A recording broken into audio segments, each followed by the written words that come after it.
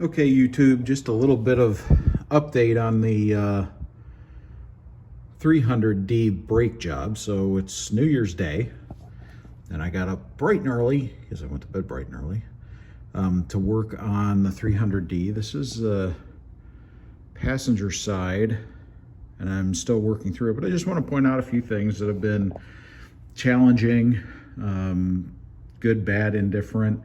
You know, I do think whenever anybody's doing a brake job, particularly on a car that you don't have history with, or certainly is 40 some years old, I would start with replacing these flexible brake hoses. This one was a real pain in the neck. You could see that it fought me kind of every step of the way. But it's used line wrenches. It's an 11 on the top and a 14 on the bottom, and it comes off pretty easy. It's a 14 down on the back of the caliper as well, and it's about a $10 part, and if that goes, you got big problems. So I went ahead, replaced on both sides, and I'll show you the driver's side in a moment, but replaced on both sides that flexible hose. Got new ATE calipers, or remanufactured ATE calipers.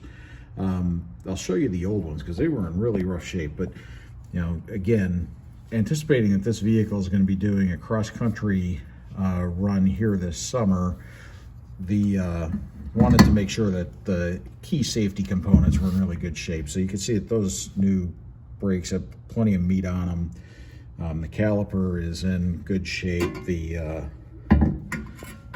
Replaced the wear sensors on the caliper.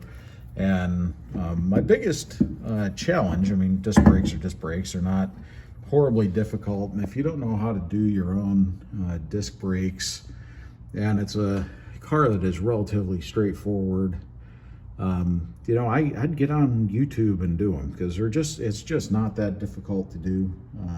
Got those all new hardware, everything else in there. Repacking the bearings while I'm at it. So I've got front bearing out, and it's kind of getting ready to go back together. These dust caps are just a royal pain in the neck to get back on. I'm still fighting the other side. I'll walk through the other side's fights in a moment. But the other thing is, a caliper is held on by two of these bolts that come through from the back side here. They happen to be the same size as the lug nuts. So the one thing I'm finding with the 123 is pretty much everything is standard sizes. You got 10s, you got 14s, 17s. You don't need a giant toolbox to be able to work on these things, which is great. Well, I was in here, I kind of cleaned up some of got out the rattle can and kind of did a rattle can rebuild on some of these parts. The bushings and stuff, as we saw before, they were in pretty good shape. It looks like a lot of the front end had been redone by the prior owner. But for some reason, these brakes, and I'll show you what they look like, those brakes were just brutal. On this side, this side is basically ready to get bled. I did get the new disc on, but man, I'm going to show you, getting the disc and hub separated has just been a bear. I'll show you what I've been doing, but it's not for the faint of heart. Again, kind of same treatment on this side. Everything's kind of buttoned back up, ready to go back to work. I just need to bleed this side out. I'm going to get a zip tie and zip tie this up to this brake line, so that way it's kind of out of the way and not flopping around. I did make a determination when I started on the rears here that we're going to redo these calipers. I'm going to put new rotors on as well. They're not too bad. They're not lipped out too bad, but if I'm going to do it, I might as well do it right. I got the stuff half torn apart anyway. You can see that there's not a little bit of meat left on those, but not a lot. But when we come over to the rotors, I actually just took off. These are These are the rotors that I just took off, and you can see this is the one that kind of threw the sensor, and I knew that it needed brake work, and see there's nothing left on that disc brake pad there. It was wearing pretty unevenly. These calipers were just kind of starting to get pretty nasty on the rubber pieces as well. So again, for 50 bucks or 55 bucks on Rock Auto, it was worth kind of going through the exercise, replacing. There's the this is the driver's side. You see again that this one had a little bit better, a little bit more meat on the bone, but was getting ready to replace on the pads. And we are seeing uneven wear with the outboard, in this case, wearing heavier, and same on this one, the outboard pad wearing basically down to rivets at this point. So got those removed, but getting the disc assembly, or the rotor separated from that hub, has been a real nightmare. So I'll show you what I've been using to do that. I've been soaking in penetrating oil, hitting it with heat, and utilizing a air compressor with an Earthquake XT on max power, and I'm still struggling to get this thing to separate. So I'll kind of give this thing a go here and show you what I've been running up against, because it is, like I said, it's been extremely frustrating to say the least.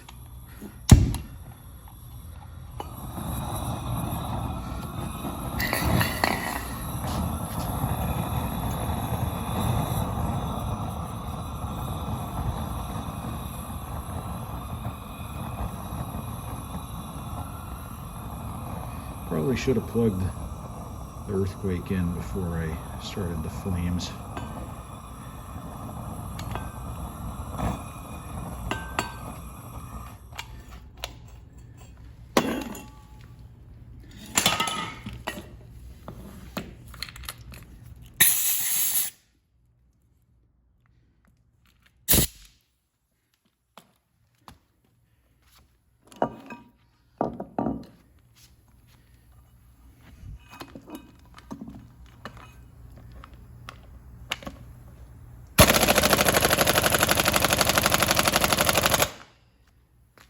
And that has been how it's gone for a couple days. So I finally did bust all 5 of those loose on the other one on Saturday. It's now Monday.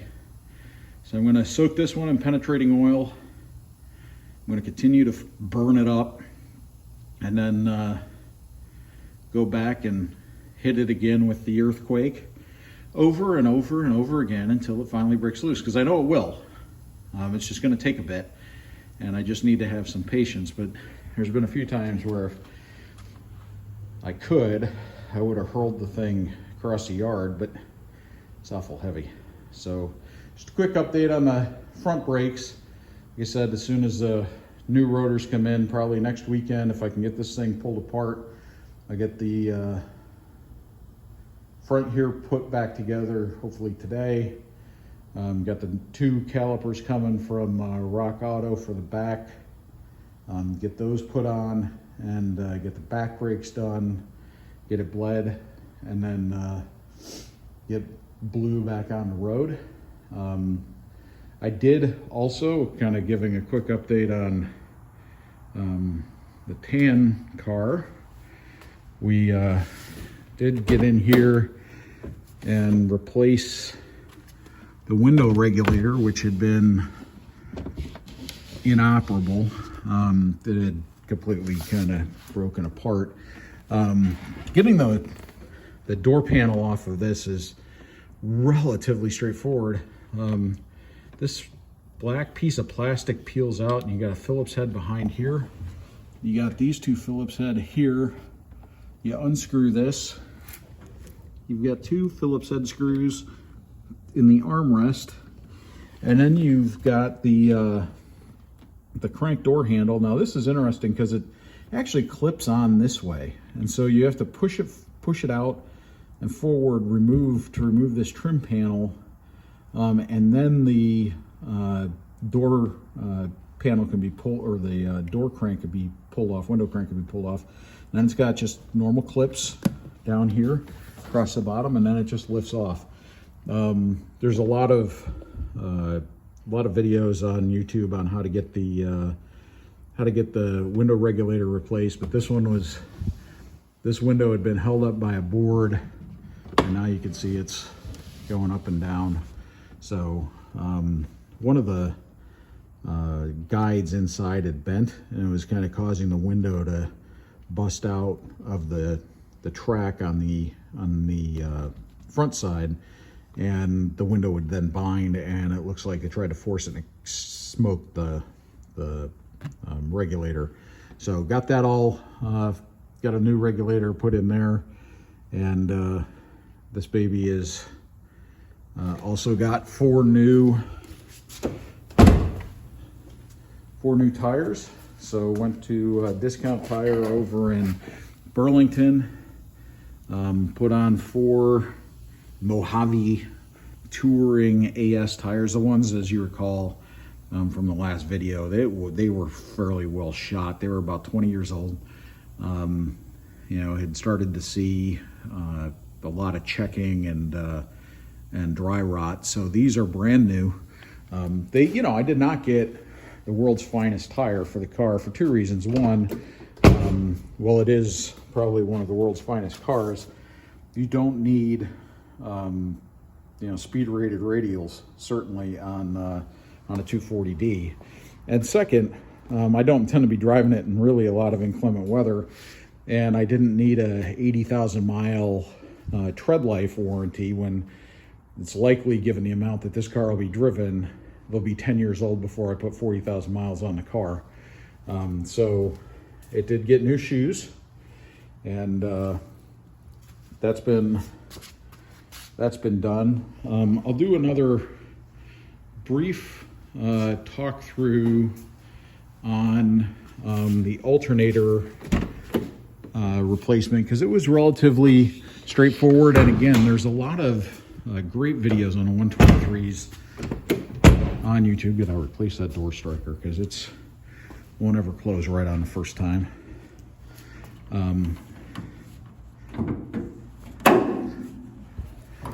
But we replaced the belts. You can see new belts, and because I figured if I'm going to be in here and I had to replace the alternator anyway, I might as well do both belts while I was at it. I also changed out the power steering fluid. Oh, I don't need to show you, but I changed out the power steering fluid and filter. It is now much cleaner. I did change out this upper radiator hose as well. The lower I'm going to do, but you can see that that's a little squishy. So we'll get that done. But I want to be able to kind of have enough room to finish up blue and get this thing kind of ready to go. The antifreeze looked really good when I was checking fluids. I mean, you can't really see it in there, but it's nice, clean, green antifreeze. So it didn't feel like I needed to do a clean and flush right yet. And again, here in Western Washington, we don't tend to get really frigid cold days. It's rarely going to be below 20, even on the coldest days in the winter.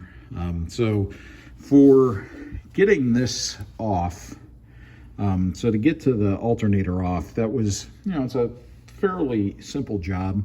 You've got a couple bolts that you need to essentially release the power steering pump, allow it to tilt so you can release this, the tension on that belt, and pull that belt off, which then allows you to get to the belt behind it, the drive belt for the for the power steering, or excuse me, the alternator. Alternator is only held on this one. Unlike some of the newer models, which have the you know, like a tensioner and a bunch of other stuff. This one's really straightforward. It's just got a couple bolts that hold the alternator on. Pulled those off, put the new one on, plugged it in, adjusted it out. It's got one tensioner here that, you know, kind of a star bolt that you just kind of ratchet to get the right, might be a little loose, but get the right tension on that belt. And then you put the power steering pump back and you're good to go. So this is, it probably took me, and I'm not, you know, obviously I'm not a mechanic, I'm a lawyer, so that doesn't, you know, bode well for anything mechanical. It probably took me 2.5 hours to pop the alternator and the belts and everything in there, and change out and you know, flush the fluids on the power steering pump while I was at it. So, you know, not a ridiculous amount of time. I did kind of clean up the air filter casing, replace the air filter. So this car I've actually driven a little bit in the last few weeks, or last week or so, while Blue's been up on the lift. But we're going to continue to fight the good fight with this hub and rotor assembly, and I'll get you updated once Blue's down off the lift and we're ready to move on to the next project, which I've got a couple of them kind of stacked up here. I've got Blue's rear brakes. I've got the radiator hose on this one, and I've got a new master cylinder coming because it's giving me periodic spongy brakes, and nothing else seems to be wrong. And then the 560 here, her rheostat went out on a dash, which is a fairly common issue. So when I drive it at night, I get no dash lights. So I picked up another rheostat, and that's going to go in. And then I've got a sticking caliper on the driver's side rear, and so I'm going to do brakes on this one while I'm at it. So I'm just going to be in the mood to do brakes. So this one is, I use this one about once a week. It gets driven, but it's kind of a pain in the neck right now with a little bit of a sticky caliper on the back, and then not being able to see at night. So I've actually been back to kind of normal, unfortunately normal cars, more modern cars for driving back and forth to work the last week or so.